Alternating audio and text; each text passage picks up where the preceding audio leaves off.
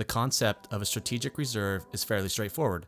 A nation stores vast quantities of a product or natural resource that is crucial to its citizens' well-being in case of an emergency that disrupts the normal flow of such materials to the public. And in this video of tidbits of the internet, I am going to go over 6 strategic reserves that you might find unbelievable. Number 1, Canada's Global Strategic Maple Syrup Reserve. A rainy cache of sweet, sticky maple syrup may seem more like a luxury than a necessity, but it's a big deal to Canada, which produces more than 70% of the world's supply from maple trees grown in the province of Quebec. As such, the Federation of Quebec Maple Syrup Producers founded the Global Strategic Maple Syrup Reserve in 2000 to help regulate the profitable business. Covering an area of 267,000 square feet across 3 facilities, the reserve has endured poor sugaring seasons and the dastardly theft of some $20 million worth of barrels in 2012.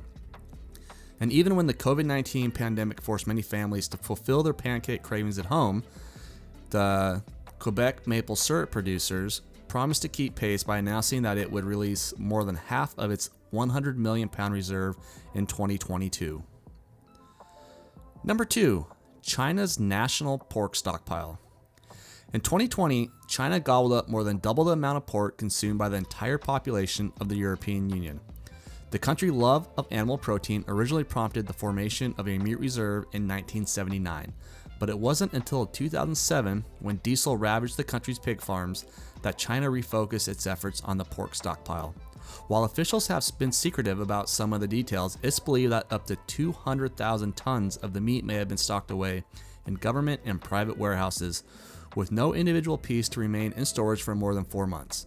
And while that may seem like a lot to get through in one sitting, the 2018 outbreak of the African swine flu, which again wiped out pig communities and sent pork prices surging, served as a reminder of how quickly reserves can dwindle in a country of carnivores. Number 3, U.S. cheese stockpile.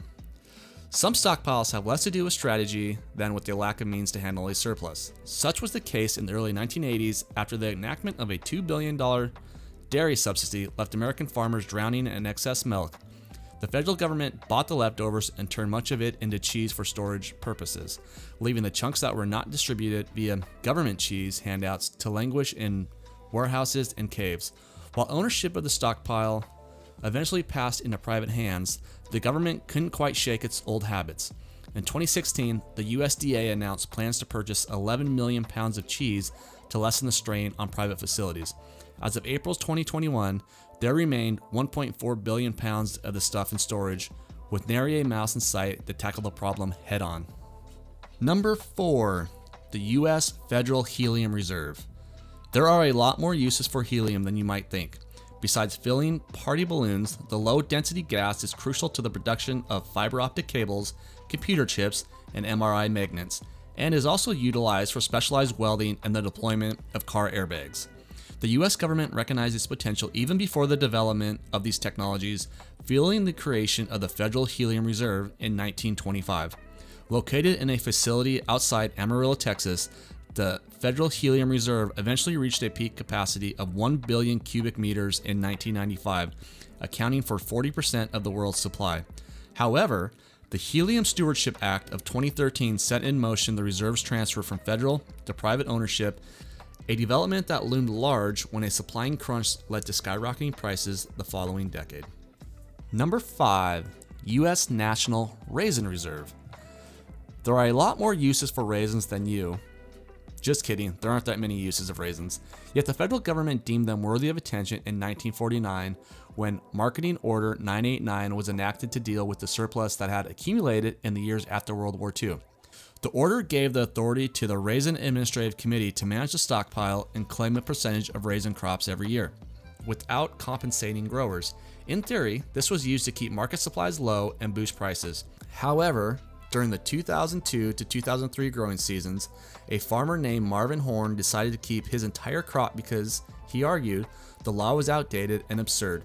In 2015, the Supreme Court agreed, bringing an end to the era of freebies for the Raisin Administrative Committee. And finally, number 6, Europe's butter reserve. The European answer to government cheese also got its start with a federal subsidy program, the Common Agricultural Policy of 1962. Designed to provide a fair standard of living for farmers, the Common Agricultural Policy swelled into a monster that engulfed 2/3 of the European Economic Community budget. Its excess is defined by the existence of an alleged butter mountain in secret storage. While there was never anything resembling a mountain, the European Economic Community did purchase a whopping 1.23 million tons of butter in 1986 before scaling back its acquisitions.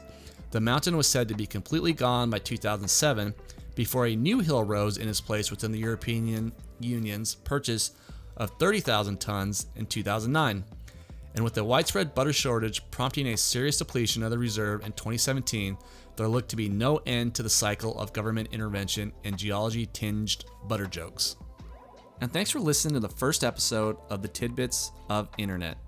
I hope you liked it, and I just want to remind you to please subscribe to this channel so you can be notified every time a new video of Tidbits of the Internet comes out. And until next time, have a great day.